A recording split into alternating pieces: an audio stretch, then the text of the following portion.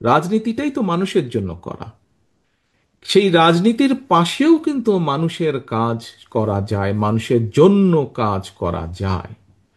কারণ রাজনীতিও করি আমরা মানুষের জন্য, অর্থাৎ মানুষ কিন্তু মানুষের জন্য। আল্লাহ তাআলা আমাদেরকে সৃষ্টি করেছেন সৃষ্টির সেরা জীব হিসাবে, এবং সেই হিসাবে আমাদের দায়িত্ব হচ্ছে যেমন একজন মানুষ যার পক্ষে সম্ভব, সে যেরকম আরেকজন মানুষ যার পক্ষে সম্ভব নয় তাকে সাহায্য করা, সহযোগিতা করা। একইভাবে মানুষের দায়িত্ব হচ্ছে পৃথিবীর তাবৎ আল্লাহর সৃষ্টি সকল কিছুর প্রতি যত্ন নেওয়া। এবং এই সকল বিবেচনা বোধ থেকেই আজকে থেকে প্রায় 27 বছর আগে জিয়াউর রহমান ফাউন্ডেশনের ভিত্তি প্রতিষ্ঠিত হয়। এবং তারপরে বিভিন্ন সময়ে বিভিন্ন কার্যক্রমে কিভাবে কি কি কার্যক্রম গ্রহণ করা হয়েছে আপনারা কিছুক্ষণ আগে যে ডকুমেন্টারিটা দেখানো হয়েছে তার ভেতরে আপনারা দেখেছেন। এখন আজকে যেহেতু এখানে মোস্টলি চিকিৎসক বৃন্দ এখানে উপস্থিত আছেন, এখানে চিকিৎসা ক্যাম্প বা মেডিকেল ক্যাম্প একটি হয়েছে, আমি এই অনুষ্ঠানের যেই মূল বিষয়টি সেটির ভিতরে থেকে আমি সামান্য দু একটি কথা আপনাদের সামনে তুলে ধরতে চাই। প্রিয় চিকিৎসকবৃন্দ, সম্মানিত চিকিৎসকবৃন্দ, মঞ্চে উপস্থিত সম্মানিত অতিথিবৃন্দ এবং আমার সামনে উপস্থিত চিকিৎসকবৃন্দ সহ সম্মানিত অতিথিবৃন্দ সহ প্রিয় গ্রামবাসী, যেহেতু এটি আজকে মেডিকেল ক্যাম্প, এই জন্য মেডিকেল সংক্রান্ত বিষয় সংক্ষেপে আগামী দিন আল্লাহর রহমতে বাংলাদেশের মানুষের সমর্থনে বাংলাদেশ জাতীয়তাবাদী দল সরকার গঠনে সক্ষম হলে পরে, ইনশাল্লাহ সরকার গঠন করলে পরে আমরা দেশের মানুষের চিকিৎসার জন্য কি কি করতে পারি সংক্ষেপে দুই একটি আমি তার বিবরণ আপনাদের সামনে তুলে ধরতে চাই যে আমরা পরিকল্পনা গ্রহণ করেছি। এখানে কিছুক্ষণ আগে আপনারা শুনেছেন যে প্রিভেনশন, অর্থাৎ প্রথমেই যদি আমরা ব্যবস্থা গ্রহণ করি তাহলে কিভাবে রোগ বালাই এই বিষয়টিকে আমরা ঠেকিয়ে দিতে পারবো। এই প্রিভেনশন নিয়ে আমরা কাজ করছি।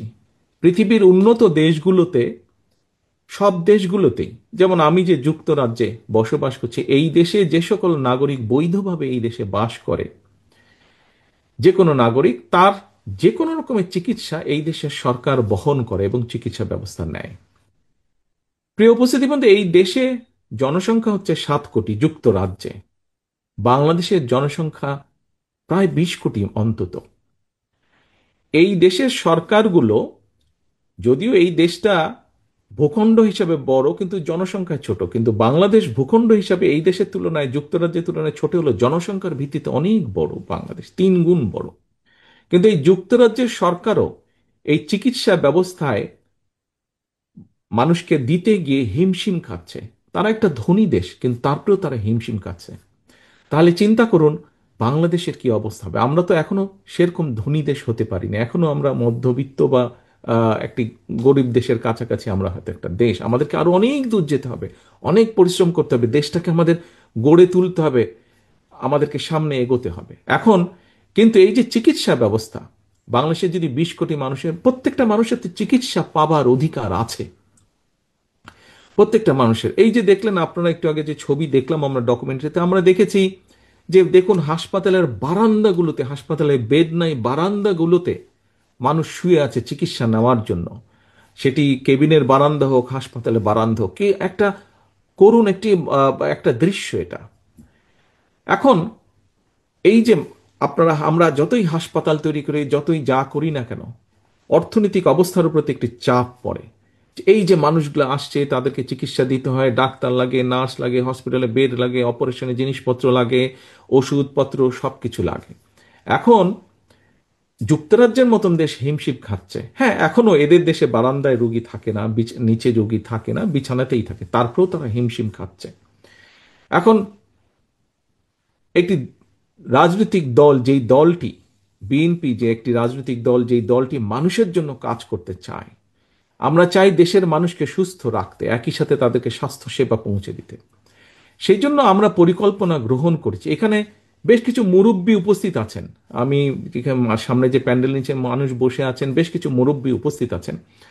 মুরব্বী আপনাদের নিশ্চয়ই মনে আছে, এবং অন্যান্য অনেকেই উপস্থিত আছেন, তাদের না দেখলে হয়তো অনেকেরই মনে আছে বা আমরা শুনেছি শহীদ রাষ্ট্রপতি জিয়াউর রহমানের সময় সারা দেশে একটি পদ ছিল, গ্রামের মানুষ যাতে চিকিৎসা পায়, পল্লী চিকিৎসক নামে একদল মানুষ ছিলেন যারা গ্রামের মানুষকে বেসিক চিকিৎসাগুলো প্রদান করতেন।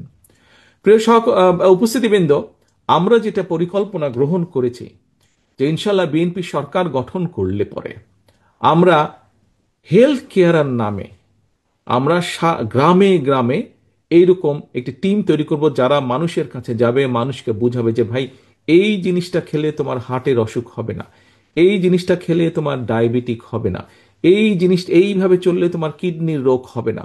অর্থাৎ মূল যেগুলা যেগুলা যেগুলা অসুখ বিসুখের সাথে জীবন মরণের সমস্যা, মানুষকে আমরা এগুলা বুঝবো। অর্থাৎ যাতে দেশে কম সংখ্যক মানুষ অসুস্থ হয়, এটি থাকবে আমাদের উদ্যোগ। এখন মানুষ যখন কম, মানুষ তো কিছু না কিছু অসুস্থ হবেই।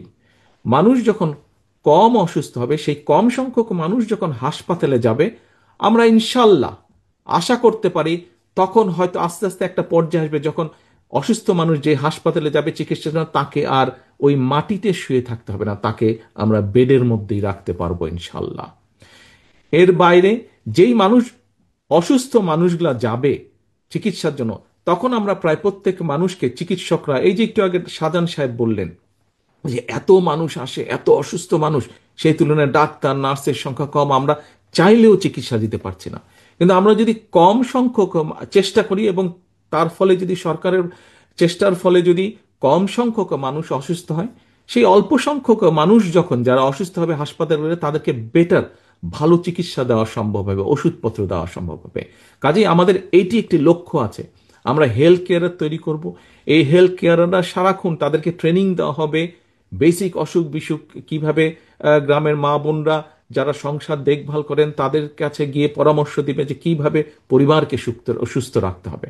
আপনারা চিন্তা করে দেখুন, আমরা যদি আস্তে আস্তে একটা সুস্থ পরিবার তৈরি করতে পারি, আস্তে আস্তে সুস্থ পরিবার সম্মত একটা গ্রাম তৈরি করতে পারি, আস্তে আস্তে এরকম গ্রামের পরে উপজেলা একটা তৈরি করতে পারি যেখানকার অধিকাংশ মানুষ সুস্থ, আস্তে আস্তে একটি জেলা তৈরি করতে পারি যেখানকার অধিকাংশ মানুষ সুস্থ, আস্তে আস্তে একটি বিবাহ বেগম, আস্তে আস্তে আমরা একটি দেশ তৈরি করতে পারবো ইনশাল্লাহ, যেখানে অধিকাংশ মানুষ সুস্থ থাকবে।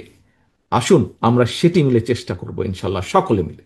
এবার আসুন আরেকটি বিষয়, আমরা দেশে একটি পলিসি নিতে চাচ্ছি, সেটি হচ্ছে প্রাইভেট অ্যান্ড পাবলিক পার্টনারশিপ। এখন এটি কি এমন দেখুন, আজকে এই যে আপনাদের এই আমাদের জেলায়, বগুড়া জেলায় যে শহীদ জিয়াউর রহমান মেডিকেল কলেজ আছে, দেখুন এরকম একটা হাসপাতাল তৈরি করতে প্রায় 4 থেকে 5 বছর সময় লেগে যায়। তারপরে তো আরো বিভিন্ন জিনিস আছে, ডাক্তার জোগাড় করো, নার্স জোগাড় করো, মেশিনপত্র আনো। কিন্তু আমরা দেখেছি প্রাইভেট সেক্টর এই মুহূর্তে বাংলাদেশের বিভিন্ন হিসাব নিকাশ যা বলে যে সরকারি ব্যবস্থাপনায় যেই সবকিছু অবকাঠামো গড়ে উঠেছে, ইনফ্রাস্ট্রাকচারে অবকাঠামো গড়ে উঠেছে স্বাস্থ্য খাতে, ঠিক মোটামুটি সমান পরিমাণ অবকাঠামো গড়ে উঠেছে প্রাইভেট সেক্টরে। এখন ধরেন আমি একটা উদাহরণ দিই, ঢাকার পিজি হাসপাতালের নাম আপনারা শুনেছেন। সেই পিজি হাসপাতালে ধরেন একজন মানুষ গেল ক্যান্সারের চিকিৎসার জন্য। এখন এই যে ক্যান্সারের চিকিৎসা, সেখানে যে ক্যান্সারের মেশিন আছে, সেই মেশিন হয়তো 100 জন মানুষকে মাসে চিকিৎসা দিতে পারে, কিন্তু সেখানে 200 জন মানুষ লাইন দিয়ে আছে। এখন এই যে 200 জন মানুষ লাইন দিয়ে আছে, বাকি যে 100-র বাইরে যে আরো 100 জন আছে, এই 100 জন তো মানুষ, তাদেরও তো চিকিৎসা পেতে হবে। আমরা একটি পলিসি গ্রহণ করতে চাচ্ছি, একটি প্রাইভেট হসপিটাল যাদের কাছে একটি মেশিন আছে, সেই মেশিন 100 জনকে দিতে পারে, কিন্তু যেহেতু প্রাইভেট হসপিটাল সেখানে খরচ বেশি, সেখানে হয়তো মাত্র 40-50 জন মানুষ যায়, বাকি 50 জন তাদের খালি থাকে, তারা সেই মেশিনে সার্ভিস দিতে পারে না, 50 জনের সিট খালি থাকে। আমরা যেটা করতে চাইছি সেটা হচ্ছে, আমরা সেই হসপিটালের সাথে কথা বলবো, হিসাব নিকাশ করব তার কি খরচ হয়। আমরা ওই যে এখানে যে পিজি হাসপাতালে 100 জন বাড়তি আছে লাইনের মধ্যে, সেই 100 জনের থেকে 50 জন নিয়ে আমরা এই প্রাইভেট হসপিটালটাকে দিয়ে দিব, বলবো যে তুমি এর চিকিৎসা দাও, খরচ আমরা তোমাদেরকে দিব।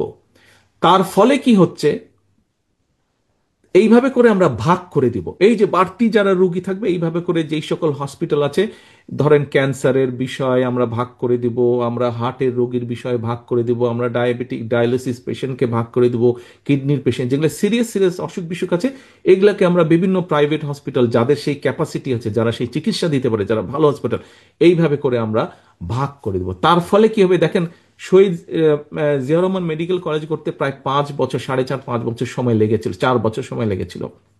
আর আমরা যদি মোটামুটি হিসাব নিকাশ করে এই পলিসিটি গ্রহণ করতে পারি, আমরা 3 থেকে 6 মাসের মধ্যে দেশের মানুষকে আমরা মোটামুটিভাবে চিকিৎসা দেওয়া শুরু করতে পারবো।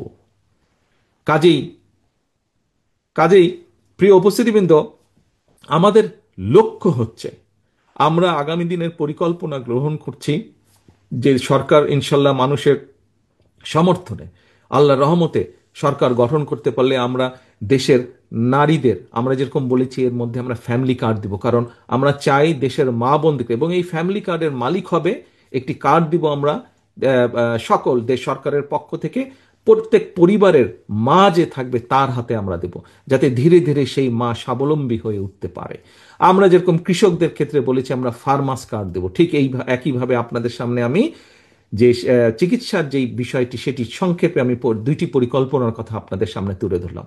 এইভাবে ঠিক আমাদের শিক্ষার ক্ষেত্রে পরিকল্পনা আছে, কিভাবে আমরা আমাদের আগামী দিনের যে ভবিষ্যৎ ছেলেমেয়েরা তাদেরকে আমরা গড়ে তুলব, তাদেরকে আমরা বিভিন্ন রকম ছোটবেলা থেকে তাদেরকে আমরা কয়েকটি ভাষা শেখাবো, তাদেরকে আমরা খেলাধুলায় এক্সপার্ট করব, তাদেরকে আমরা বিভিন্ন সংস্কৃতিতে এক্সপার্ট করব, যাতে শুধু পড়ালেখা না, পড়ালেখার পাশাপাশিও তাদের বিভিন্ন রকম কোয়ালিটি থাকে, যাতে তারা জীবনে সাথে সাথে তারা বাকরির জন্য ঘুরতে না হয়, যাতে যে কোনো জায়গায় তারা যখন পড়ালেখা শেষ করবে সাথে সাথে তারা যাতে চাকরি বাকরি খুঁজে পায় অথবা নিজের পায়ে স্বাবলম্বী হয়ে দাঁড়াতে পারে। প্রিয় সহকর্মী বৃন্দ, প্রিয় উপস্থিতি বৃন্দ, প্রিয় চিকিৎসক বৃন্দ যারা আমার সামনে আজকে বসে আছেন, জিয়া রহমান ফাউন্ডেশনের মাধ্যমে আমরা চেষ্টা করেছি বিগত 27 বছর ধরে সাধারণ মানুষের পাশে দাঁড়াতে। কতটুকু আমরা পেরেছি পারিনি সেটা হচ্ছে ভিন্ন বিষয়, কিন্তু আমরা আমাদের চেষ্টা করেছি এবং আমাদের এই চেষ্টা আমরা অব্যাহত রেখেছি। একটু আগে আমি বলেছি এখানে আমরা উপস্থিত অধিকাংশ মানুষ হয়তো আমরা বিএনপির রাজনীতির পাশে জড়িত। প্রিয় সহকর্মীবৃন্দ, আজকে এখানে যারা উপস্থিত আছেন, শুধু আপনাদের কাছেই আমি আহ্বান রাখছি না, আজকের এই অনুষ্ঠানের মাধ্যমে সমগ্র বাংলাদেশে শহীদ রাষ্ট্রপতি জিয়াউর রহমান, দেশনেত্রী খালেদা জিয়ার যত সৈনিক, বিএনপির যত নেতা কর্মী আছে, আসুন আমরা রাজনীতিটিকে আজ এমনভাবে গড়ে তুলি যাতে আমাদের রাজনীতির মাধ্যমে আমরা আমাদের এলাকার প্রত্যেকটি যেই এলাকায় আছে প্রত্যেকটি সাধারণ মানুষের কাছে সাহায্যের হাত বাড়িয়ে দিতে পারি, সাধারণ মানুষের পাশে, যাতে করে আমরা তাদের বিপদে আপদে তাদের পাশে এসে দাঁড়াতে পারি। অর্থাৎ আমরা সাধারণ মানুষের পাশে তাদের আস্থার প্রতীক, তাদের বিশ্বাসের প্রতীক হিসেবে যাতে আমরা দাঁড়াতে পারি, সেইভাবে আসুন আমরা নিজেদেরকে গড়ে তুলি। বিএনপির প্রত্যেকটা কর্মী, বিএনপির প্রত্যেকটা নেতাকে আজকে আমরা আমাদের মধ্যে রূপান্তর ঘটাই এবং আমরা আমাদের প্রত্যেককে আজকে জনগণের সেবক হিসাবে আমরা গড়ে তুলতে বদ্ধপরিকর হই। আমরা নিজেদেরকে জনগণের সেবক হিসাবে নিজেদেরকে গড়ে তোলার জন্য শপথ গ্রহণ করি। এটিই হোক আমাদের আগামী দিনের রাজনীতির শপথ, এটিই হোক আমাদের আগামী রাজনীতির পরিকল্পনা, এটিই হোক আমাদের আগামী রাজনীতির লক্ষ্য এবং উদ্দেশ্য। পরিশেষে আমি আবারও জিয়া রহমান ফাউন্ডেশনের আজকের এই অনুষ্ঠান আয়োজন যারা করেছেন তাদের প্রত্যেককে আমার পাশে উপস্থিত জিয়া রহমান ফাউন্ডেশনের vice president doctor Zubaidur Rahman আজকে এই পরিকল্পনার মাধ্যমে এই অনুষ্ঠানটি সফল করেছেন এবং যে পরামর্শ দিয়েছেন এবং মাঠে থেকে যে মানুষগুলো কাজ করেছেন, জিয়া রহমান ফাউন্ডেশনের যে সকল সদস্যবৃন্দ কাজ করেছেন, আমার এই গ্রামবাসী, আমার দলের নেতা কর্মী, ছাত্রদল, যুবদল, বিএনপি সহ যারা কাজ করছেন, প্রত্যেকটি মানুষকে, আমার বাড়ির আঙিনার যে সকল ভাইয়েরা কাজ করেছেন প্রত্যেকটি মানুষকে আবারও আন্তরিকভাবে আমি ধন্যবাদ জানাতে চাই 7,000 মানুষের কাছে আজকে চিকিৎসা সেবা পৌঁছে দেওয়ার জন্য। পরিশেষে আমি আবারও চিকিৎসকবৃন্দ যারা ঢাকা থেকে কষ্ট করে এসে 7,000 মানুষকে চিকিৎসা দিয়েছেন, তাদের পরামর্শ দিয়েছেন, তাদেরকেও আবার আন্তরিক ধন্যবাদ জানিয়ে শুভকামনা রেখে আসুন আমাদের লক্ষ্য এবং উদ্দেশ্য একটাই, বাংলাদেশ এবং বাংলাদেশের মানুষকে সেবা প্রদান। সেই প্রতিজ্ঞা রেখে, সেই শপথ রেখে, সেই প্রত্যাশা রেখে আমার বক্তব্য শেষ করছি। আল্লাহ হাফেজ। বাংলাদেশ জিন্দাবাদ। বাংলাদেশ জাতীয়তাবাদী দল জিন্দাবাদ।